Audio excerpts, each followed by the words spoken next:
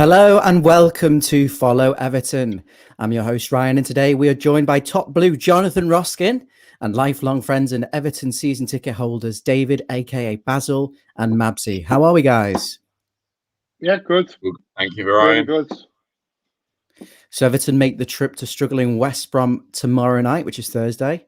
West Brom are showing some signs of improvement. They've had 2 clean sheets in the last 2 games, but this is a huge chance for Everton to make a statement in the race for the top 4. Would you consider this a must-win fixture if we have aspirations of finishing in the top 4? Of course it is.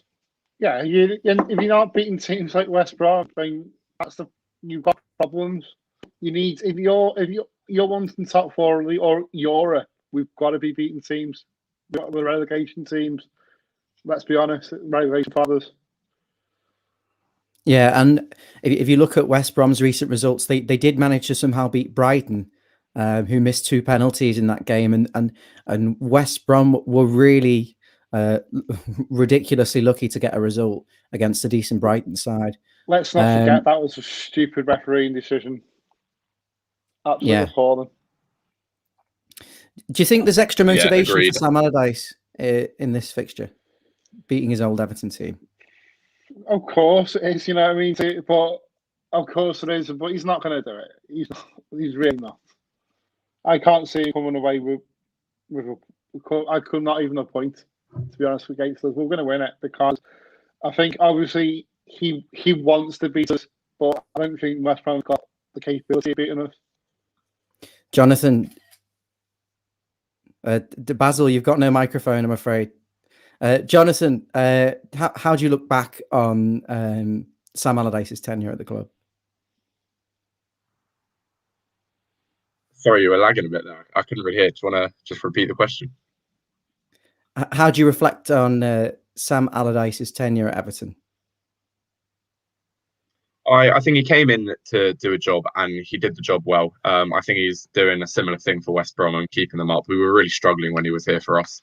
Obviously, there is motivation for him to try and beat us. I don't think that's his main aim, obviously, with West Brom so far down in the table. But just on what you were saying before, I really do think if we're not beating the likes of West Brom, I know we lost against Fulham a few weeks back, but this is really games that we need points for if we want to do well and get for a top 4-5 finish. I think our next 5 games are crucial in deciding where we're going to finish. And apart from Chelsea, it should be all wins, and hopefully we can get a draw or a win at Chelsea as well. Basil, are you with us? No, he's got no microphone. Yeah. So while he makes some changes to his technical department, we're going to look at the team news. So no real changes really in terms of fresh injury news. Obviously, Seamus Coleman and James Rodriguez missed the last game with minor problems. Yerry Mina definitely out, and sick notes. Jean-Philippe Gbamin, of course, isn't going to be playing. Typical. I don't think he's going to be playing for Everton again, if I'm honest with you. And Fabian thinks he's good. Yeah, we don't know. I don't think he's ever going to play for us. And Fabian Delph. Do you think that's a big loss for us? The likes of Mina being unavailable against a physical West Brom team. Mina does the job, and you know he's a great player, and of course we're going to miss him. I think we are, but hopefully, you know, the team we've got is going to be, you know, good enough. Well, I think Keenan Holgate, isn't it? Or like Keenan Godfrey. Keenan Godfrey, rather. Sorry, that's it. Yeah.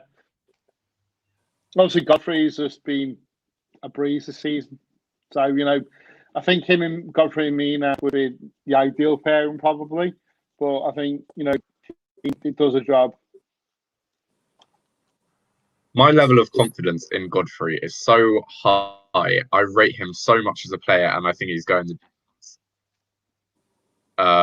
But I would say that although Mina would be a loss for us, I do think that having Godfrey and Keane in the middle with either Dean or Coleman each side is still a very solid defence, especially against the likes of West Brom.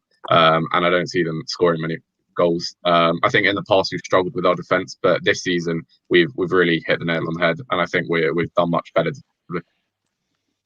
Yeah, it's a difficult one for Carlo, because you'd think if he persists with the 4-4-2 diamond, it would make sense to have those natural fullbacks in to provide the width. Seamus Coleman is meant to be potentially available for tomorrow's game, as is James Rodriguez.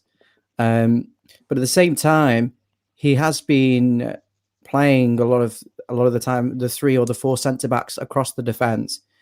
Do you think Coleman comes straight back in at right back, or do you think Holgate retains his place and they go with 3 out of the 4 being centre backs? I think Coleman also provides like the seniority mindset, and he just brings a lot of calm and composure to the game, especially if we're struggling or we're having a few shaky moments. He does bring a lot to the team, gives a bit of control, and can direct a lot of the youngsters as well. Obviously, if you're playing Davies in there with Godfrey, to have a player like Coleman next to them who's got experience and knows what he's doing, he'll be able to help them out and guide them, which is also what I think Davies needs, because there's been a lot of criticism about him, but I think he needs a senior player next to him to help guide him and take him to the next level. Otherwise, he'll just plateau at the same level. And it was said that Gareth Southgate was watching the previous game at home to Southampton and was very impressed with Ben Godfrey. And Carlo said, who hasn't been impressed with him? Do you think he's on course for the England squad in the European Championships? Well, why not? Yeah. It's working. I think Godfrey, I've been really impressed with him. Arguably one of my top 3 favourite players in our squad at the moment. But I think he's going to be a monster in a few years' time, especially when he starts reading little positional things he just improves on. He'll be a top class player. I don't know if he'll get in the England team right now, because obviously it's a 23-man squad, and how many centre backs can you take? I don't want to push too much on this, but Maguire, Stones probably going to go. Keane ahead of him in the England squad, so I don't know about that, but I wouldn't put him in the squad just yet, but that's not because I don't rate him as a player. I rate him so highly, as I said before, and he'll definitely get into the team in the future. I just think for now there's a lot of other players that are just ahead of him. As his base is so strong, he's only got room to move up and improve. So I definitely think we'll be seeing him in the England team soon. Yeah. Okay. Great analysis from you guys. So Ben Godfrey is a shoe-in to start tomorrow night, and we don't think the absence of Yemin is going to make a massive difference because of how well Godfrey and Keane are playing. We would like to see Seamus Coleman back in the side to give the leadership skills and that experience and that ability to get forward and provide some width from the right-hand side, which I think we didn't quite have against Southampton. So we're going to have a look at potential teams that we could go with for this fixture. So the first one we're going to have a look at, this is just mixing things up a little bit. This is potentially a reverting back to the 4-4-3 formation we've seen at the start of the season. So still width from fullback and a tight midfield 3 of Gomez or Gomes, depending on which commentator you listen to. Alan, who would retain his place. Yeah, that's the one. And Decore. And up front, Andy gives King the nod on the right of a front 3. Mavsy, explain your decision of giving King a go. He hasn't had much to do so far. I'll tell you what, though, what has the poor guy got to do? He's come from Bournemouth. We have seen, but we want to see how he is. If we're going to give him a contract at the end of the season and pay Bournemouth whatever million they want, or I don't know the deal, but why not in this sort of game give him a run out and see what he's capable of? Because I do think he can do a job for us. We've got him. We made just a little bit more on that team. Yeah, so a good opportunity against supposed lesser opposition to give King a go. And obviously we're still here. We're just hiding behind the graphic on the screen. We just want to make sure you can still hear us and we don't disappear. Alan in this team, quite essential because it's a very forward-thinking side. But he is potentially going to be dropped, not because of performance against Southampton, but because of fitness. He is only just back from injury. And that leads me on to the second potential lineup, with Davis back in the side for Alan, who's rested. Thoughts on that? Do you think if Alan is fit, he is the player to be playing in this fixture, or do you think it's time to give Davis an opportunity? I would let Davies back out, especially just considering we've got quite a few games all in such a short period. Obviously, we've got Chelsea on Monday as well. So to have such a difficult fixture straight after we play quite a few, I think it would be important to give Davies a chance instead of Allen, rest him for Chelsea. Good to have James back in and allow him a run out as well. Obviously, he was unavailable for the last game. But I think it's important to have Davies in there. He's been playing very well. Obviously, you want to reward your youngsters and your players. If they're doing well, then give them a run out and keep encouraging them. And then just save Alan. Obviously, he's just come back from injury as well. So give him a rest and play him against Chelsea. Welcome back, Ryan. Yeah, sorry about that. Also in my team, you can still see me. Might have to shift your heads a little bit for this. Sigurdsson retains his place. He hasn't really done much wrong, and he got a really good assist against Southampton. James Rodriguez is touch and go in terms of availability. You know what Ancelotti's like when he says he has a small problem before we see him, but we hope he'll be back at the tip of the diamond. Is this a type of game where we need someone like James Rodriguez to unlock the door of West Brom, who will be quite stubborn defensively and potentially sit back? 100%, yeah. If you look, I've been looking at West Brom's lineups from the last couple of weeks, and they seem to be playing a 4-1-4-1 formation, sitting quite deep and trying to hit on the counter attack and play for set pieces. That reminds me a bit of how we've been playing it in somewhat. So I'm not sure how we're going to have to change our mentality a bit in this game, because they're definitely going to sit back and we're going to have to take the impetus and get players like James and Sigurdsson, if he plays as well, on the ball and feeding balls in behind and through balls. So I think it's imperative we have our creative players on the pitch to break them down.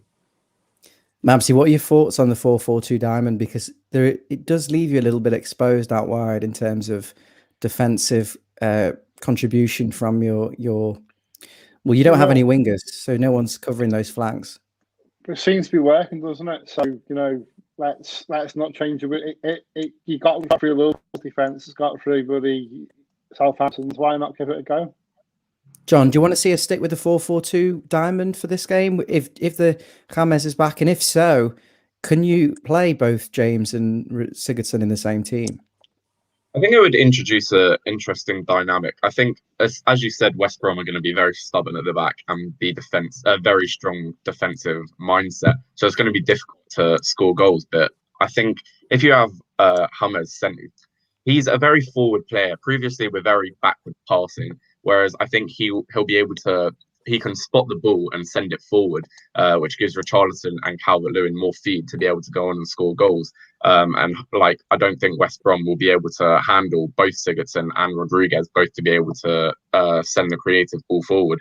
I think it'll be very interesting, and hopefully we can break them down, because obviously if you're not having chances going forward or taking, there's no chance you can score. Whereas I'd rather us send the ball forward, make a bit of a mess in the middle for West Brom to be able to handle it. They'll get nervous and then it'll open them up a bit more. So to be able to, I don't care if we lose the ball every so often sending it forward, but we need to create chances, and then that's how we'll score goals, by wearing them down. Mabsy, there's not much width in that team though, the 4-4-2 diamond. It relies on Doucouré and Gomez to kind of shift over to the flanks. Do you think it is imperative, obviously, Seamus Coleman and Digne do park themselves in the opposition box to avoid us, not in the box, sorry, in the opposition half, to ensure we can actually provide that delivery for Calvert-Lewin? Yeah, no, absolutely. I mean, they can run down the wings, can't they, and then just provide that support. I do think it's a good formation. He's using it to his advantage, and Carlo's doing a great job. Basil, we did touch on the 4-4-2 diamond before Carlo actually used it, and we said it allows Richarlison and Calvert-Lewin to play in their preferred positions. and also allows James to have some involvement between the lines. It does seem to suit those three. Do you think it suits the rest of the team? Well, it's as with any system, isn't it? It's going to have its advantages and its disadvantages. And as you've touched on there, it's an excellent way of setting up with Calvert-Lewin and Richarlison being able to drive through the middle, look for balls in behind or come short, collect the ball and use their strength. And you've got James feeding them passes inside in his natural sort of central role, where he doesn't have the most, he's not gifted with pace. So it's a good place for him to start in the centre. Where it maybe is a bit of a weakness is what you've touched on with the width. And if you're playing someone like Davies, I know he's been really good in the past few games he's played, but does he have the awareness like Alan did the other night to drop in and make the third centre back up as Dean and Holgate were trying to get up the pitch? And it does rely on a lot of energy. If that left centre midfielder position, which was Gomez the other night, and he did play well, but he's got to get a bit exposed. I think that's the weak point that West Brom would look to attack, especially if you look at Pereira. I think it is who would play coming off the right, and he tends to cut in and get shots off, and he looks to create things. So I think we'd have to be wary of picking him up. Definitely. So we think it's more than likely he'll persist with the diamond, regardless of personnel, because it'll either be Sigurdsson or James in behind the two strikers. But it does limit, I think, the crossing opportunities, and I think we have to maximise them if we're going to score against West Brom. So I'd like to see us actually revert to a 4-3-3 and try and provide some good quality balls into Calvert-Lewin, and we'll beat West Brom comfortably, as we did at Goodison Park if we do so. Just looking at West Brom now, the opposition team, they beat Brighton 1-0. Massive shock, really. Brighton were far the better team. No idea how they didn't get the 3 points. West Brom, they didn't have much of the ball, and they were totally dominated in sort of all the stats. Looking at the West Brom team, though, David obviously touched on, some of the pacey players they have in that side. They've got Maitland-Niles, who's joined from Arsenal. He could be a big player for them. They have got good threats out wide, and I think on the counter-attack, they could be quite dangerous. But really, at the end of the day, we should be beating a side like this, shouldn't we? Comfortably. Absolutely. I think although they have got a few threats, I think as a whole team, they're quite a weak unit, hence why their position is so low, especially against a team where Everton have actually been playing very well defensively and attacking as well. I really think Ancelotti has brought in the right signings this season. They've worked well as a unit, and I really don't see West Brom standing a chance. I know it's away from home, but again, Everton's record away has been fantastic this season as well, and hopefully we can carry on that good run. Do you think West Brom are going to go down? I would say they might be able to still hold on. I think it's probably likely they'll get relegated. I do have faith in Big Sam, like he did for us. I know it's a different kettle of fish with Everton and West Brom, but he seems to know what he's doing. I would trust him. But it's especially with Fulham having a good run recently, I think it's going to be difficult for them. I think Fulham look a better bet to avoid the drop, honestly. But West Brom, they are devoiding quite a lot of quality across their team. And Sam Allardyce, he looked to bring in players, didn't he, in January? And they have got a little bit better now. They've got, obviously, Diagne came in. He looks like he can put the ball in the net if it comes to him. I know he's been offside for a lot of the ones he has put in the net. And they've got Snodgrass. I think obviously he's an experienced player, but I think he might be out. Not quite sure. He could be back. But if we turn up, if we come and we play as we, even if we don't play to our full ability, but if we turn up at least and work hard and put a few passes together, I just can't see West Brom being able to stop us. I think this is the issue as well with Everton fans. We've got such the negative mindset, and it's like if we turn up. Obviously, if you look on paper, Everton versus West Brom, if it's Everton versus West Brom on paper, we're winning very, very comfortably, blindfolded, all out of position, hands behind our backs. However, we all know the reality of you don't know which Everton team is going to turn up, and one week will be better than all the rest, and 1 week will be like championship quality. So hopefully, Everton. known. It's like we should be Fulham and then we got spanked. Really, let's be honest. You know, I mean, on paper we shouldn't have been that bad against Fulham, but we were. And this has just been Everton. It's just been an Everton fan sometimes. I don't think we'll be as bad as in the Fulham game, but let's hope. Well, I mean, there's a big incentive, isn't there? We could touch the top four, as Ancelotti said. I mean, how much of an incentive do you think that will give the players? I think also after coming from Anfield and winning, and now having another win, I think it's back to a positive mindset. Whereas before it was looking a bit shaky. I feel like when we have a result that doesn't go our way, either we've been up like 2-1 and it comes back and it's a draw. Just any like slight negative thing will set us in a bad run. But if we string a positive run together, I don't think we're going to be beaten. Yeah, 2 wins on the bounce for Everton stand us in good stead, and we are level on points with Merseyside rivals Liverpool. And we are just 1 point, and just 1 point behind Chelsea, and 2 points behind West Ham, who've played a game more. So we've got a game in hand on the teams above us. We can leapfrog them into 4th place with a win, albeit temporarily. Chelsea and Liverpool play. Who do we want to win in that later game, Chelsea or Liverpool? I think a draw would be the only viable result we would want. If they can draw, both take a point, and then it keeps us both within grabbable reach. And then again, as we're going on to play Chelsea after, either a draw or a win there would stand us a really good chance. Interestingly, I know it's only the 4th minute, but Burnley are currently beating Leicester. So that would mean that if we win against West Brom and then we win against Chelsea as well, then that means we'd actually be level on points with them and would be 3rd with 1 point behind United. I think we're going to go on a big run now. I think we're going to go on a winning run. I think Leicester are going to fall away. I think Man United are going to drop points, and I don't think West Ham are going to last the distance. I think Chelsea are going to beat Liverpool as well. So I think that the Champions League, certainly the 4th spot, is there for the taking. And there's no better man at the helm than Carlo Ancelotti to keep the players calm and motivated. They're all talking about Champions League. They want Champions League. It's now their time to deliver. And I think if we want to finish at least in the top 6, we have to beat West Brom. And I think we should do that comfortably. I think our next few games will really decide where we finish the table. Our next 5 are West Brom away, Chelsea away, Burnley at home, Palace at home, and then Brighton away, and then Spurs. If we can get almost max point, except Chelsea, obviously I would love for us to beat Chelsea. But if we're thinking about the other teams, if we can beat the other 4, then that stands us from a really good chance. And Champions League is not just a dream anymore, and it's actually a reality. Mabsy, do you rest players for the Chelsea game? Bear in mind the likes of Alan haven't played much football. James Rodriguez in and out the team. Would you be tempted to save them for the Chelsea game, or do you think this is just as important? I think all these games now are important. At the end of the day, they haven't got Europe as an excuse. We're not playing in Europe, so why would you rest players? I don't get it.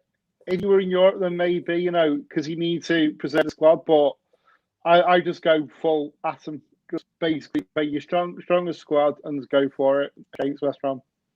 We just don't know because obviously Ancelotti said he's going to check on the 3 or 4 players we know missed the last game, and that makes me think that they're not ready to play. So I don't think any of them are going to play deep down. We'll have to see what surprises come up. I think every game is important as the next one, and you've got to treat each game individually. There's no point resting players as well, because let's say we rest players against West Brom and then we come up against Chelsea and we still lose, then we could sacrifice 6 points there. Whereas we come at each game, get a win from West Brom, play hard, fight well, and then you play against Chelsea, we could still fight well against them and get another 3 or 1 point. So you're trying to maximize each point. If you're saving players, then you're risking other games which should be easy wins, and you're making them fight harder and struggling for points. Yeah, I think it's really important not to lose at Chelsea. We can play players like Iwobi and King. I mean, Mabsy, you've said you'd play King. I mean, in theory, that would be resting one of our starting players. So you're kind of in favour for resting them, but then you're not. I know it's difficult, but I just want to see King and I'll have a go. But you know what it is. It is what it is. But I think you're right. I think you've got to give King a chance at some point. Personally, I think Hammers is more likely to play if he's fit for both these games. I think he plays. against West Brom and he gets rested against Chelsea where we won't have the ball. If you look at personally, I would leave King on the bench, bring him on as like a super sub, but with time to let him play. For example, bring him on in like the 60th minute, not with like 1 minute to go.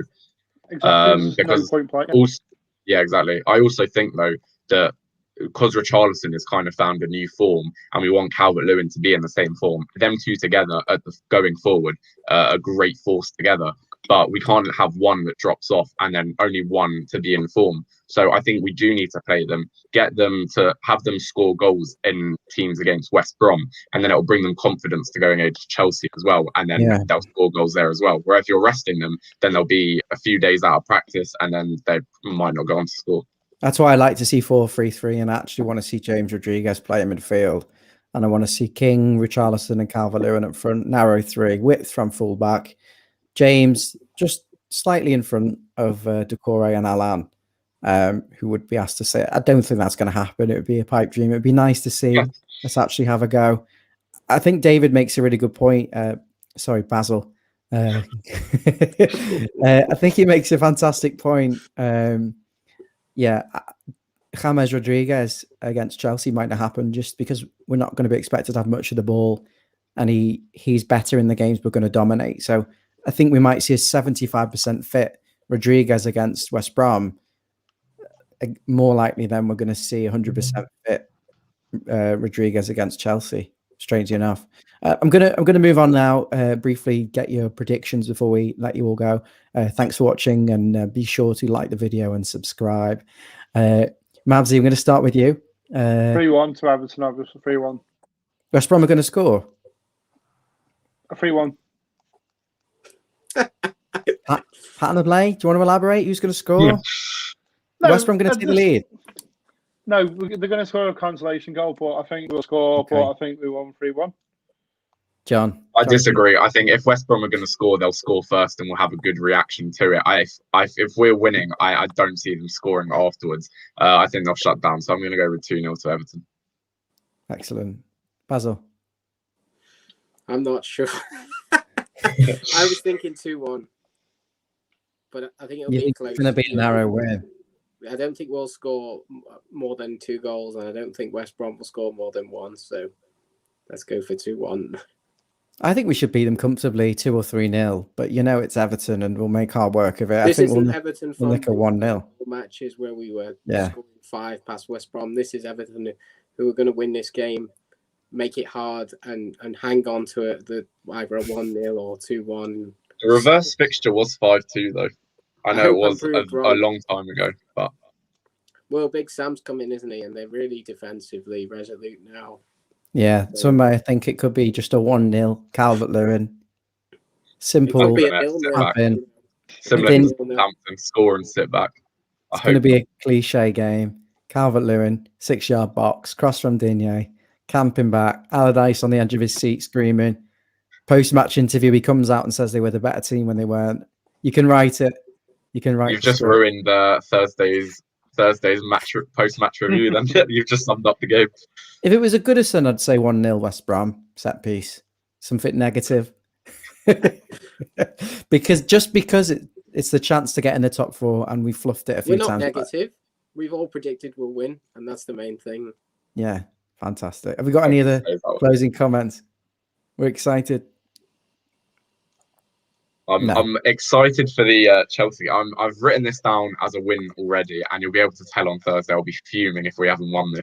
Typical. Yeah. But I'm excited to see what we can produce against Chelsea. John, are you going to join us for the meltdown at 7:30 on? I'm going to join us for the good celebrations, and then after we're going to be talking about how Liverpool and Chelsea have drawn, and then we're going to go on to win against Chelsea, and at the end of the season we're all going to be celebrating that we got top 4. Think positive, boys. We need to have the top 4 wrapped up before we get to Man City, don't we, on the last game of the season? Yeah. Well, Man City won the league by then, so that's Man City have kind of already won the league. There, no one else. Yeah, what's the favour, don't they? They'll lift the trophy that day. They'll want to win the match to end nicely. I think they'll win it. I hope Everton give them the harder one, and hopefully we might be back at Goodison to see that. Yeah, that's when. It's away, isn't it? Or is it home? The last game is away. Oh, yeah. So I'll go away. That's what I mean. What we need is fans for the cup match. You're hoping to be there, Mabsy, aren't you? You're hoping to be there. I just missed a game. I want to be at a bloody game. You can't beat the atmosphere in a stadium. Have your pint and your pie or chips, screaming along. Can't beat it. Climb over the church, get in for the cup match. We need all the support we can get. Completely forgot about that. It's the end of the month, isn't it? A drone. John, I forgot to ask you. You've got a little friend there, haven't you? Match up with our other predictor. What does he think? He reckons we're going to win 10-0 as well. Boom, boom. Get someone else to do the. We were just discussing beforehand. David, bottom left, my brother. Been calling him Basil since, God no, at least maybe I'd say 15 years, something like that. And Jonathan, Basil very well, said, David, how come everyone's calling you Basil? Why are you going Basil? Don't know what's happened there. Everyone vanished. And we just had to explain. We were watching Basil Brush one day on the television, and he liked cooking. And we thought, yeah, that's going to suit you. That's your nickname. And it's stuck with him. Top right, Mabsy. He's also got a really good nickname, Mr. Shandy Mabs, because he likes a bevy before the game. Guys, thank you for joining. And no worries. If you're watching us on Periscope, please like the video, add us to your followers on Facebook, like the video, and you can follow us. I'm sure if you're already watching this, you are. And please on YouTube, we're going for 100 subscribers. Make sure you like, comment, and subscribe, but most importantly, to subscribe. And we'll see you again tomorrow night at 7:30. Well, hopefully, we'll be smiling like this and not crying because we have thrown it away. But you just know Everton like to create headlines. We don't know what to expect. Guys, speak to you soon. Thank you very much. Take care now. Thank you. Up the toffees. Bye.